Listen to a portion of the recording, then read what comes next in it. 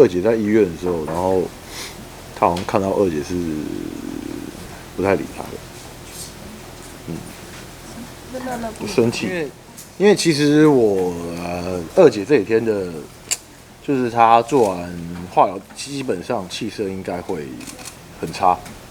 可是她这几天的气色还蛮好的。我去看她的时候，其实她的气色还蛮好的，所以我觉得民众的打击对她也算是很大的鼓励，所以谢谢。希望大家一起集气。对，很谢谢大家，很谢谢大家，就是给她的支持跟鼓励。那我相信他一定会痊愈康复。抱小孩在跳舞的影片。哦，对啊，因为他本来是在医院的时候他是比较难过痛苦一点的，可是他回到那边以后，他就抱他的儿子这样，然后就是很开心啊，就是就是稍微有转移他的痛苦啊，然后有吃了很多，他吃了蛮多的，就是通常一般来讲做完那个胃口都会比较不好一点。我妈炖了一锅的类似那种牛肉汤，带去给他喝，然后把它喝完了，然后过大概5分钟吧，他说，我又饿了，可以去帮我买个牛肉面嘛，然后去帮他买，他马上把它吃掉了，所以很好。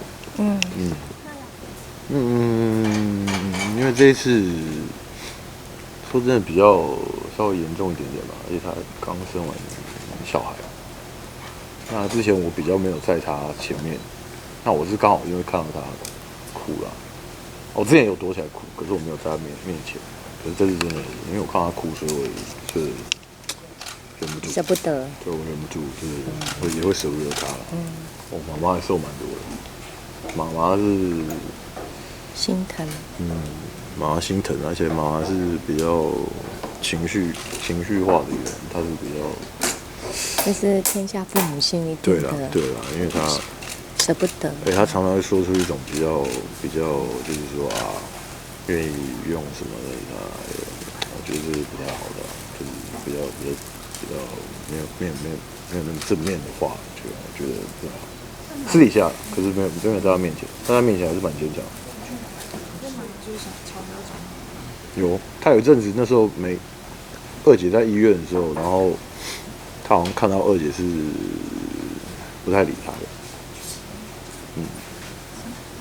生气，他生气，因为他觉得你为什么失踪那么久？没有在身边。对啊，其实我二姐那时候蛮难过的。对啊，因为太小了，还不懂，就会跟他讲说。